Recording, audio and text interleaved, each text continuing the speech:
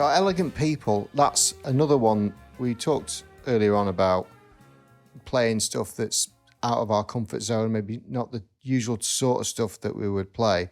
I would say Elegant People is definitely one of those. With all the doubles and stuff like that. Yeah, that's what I was thinking about when we knew this one was coming up.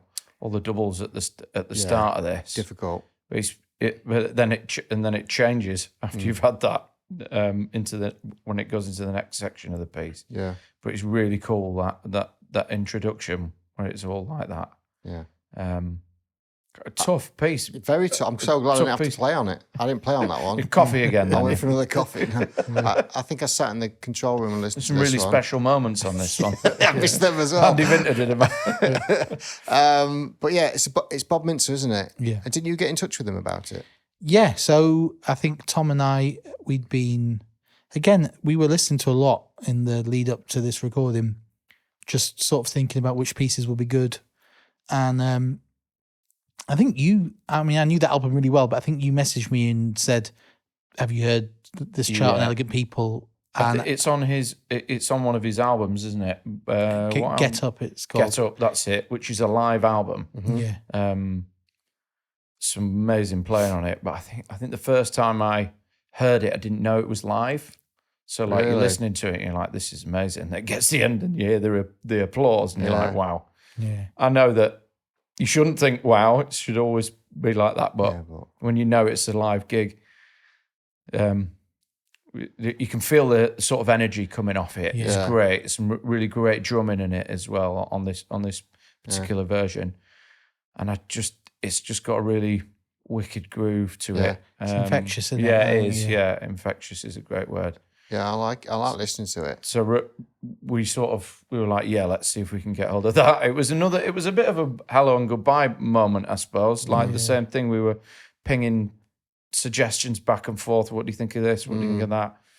I think Ruben. Yeah, I went on his website and you get like Bob Mintzer is so. All of his arrangements are so readily available. You can just purchase them on, directly from him. So I went on his page and kind of, I think there's sort of 50, 60 arrangements that you can buy. Look for Elegant People, but it wasn't on there.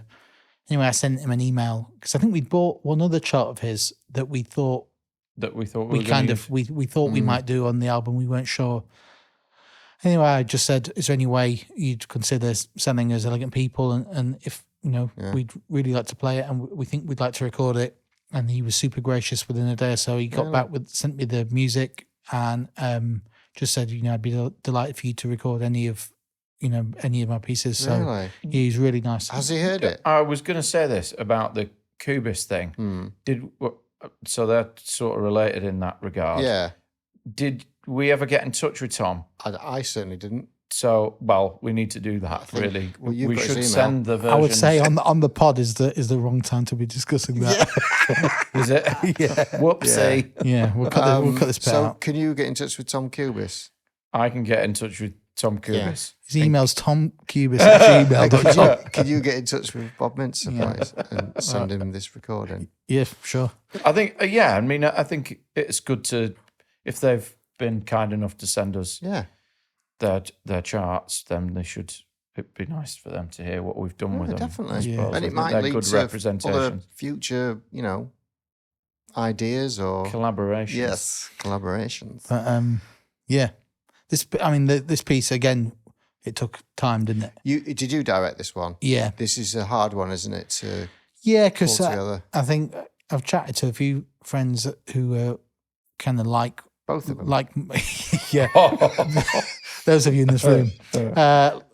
I'm losing one at the moment.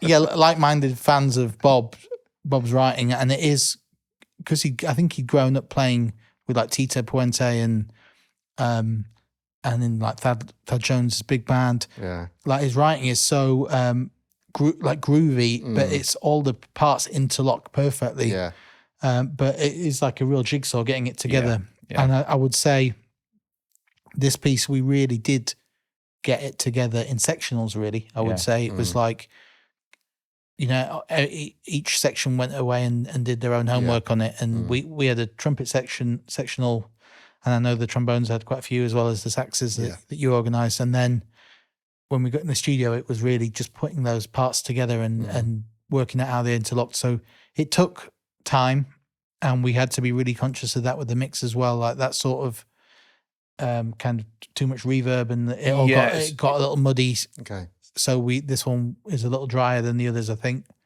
But in the end, I'm so pleased with how it all came out. I think the band sound amazing, and some fantastic solos as well. Yeah, as you know, as we've said on many occasions so far. So yeah, elegant people. I think partly because I didn't have to play on it and I could just enjoy listening to it.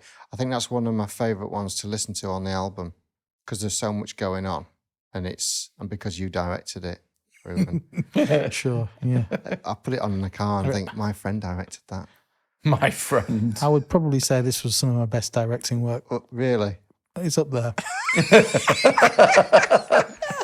Right, we'll leave it there. See ya.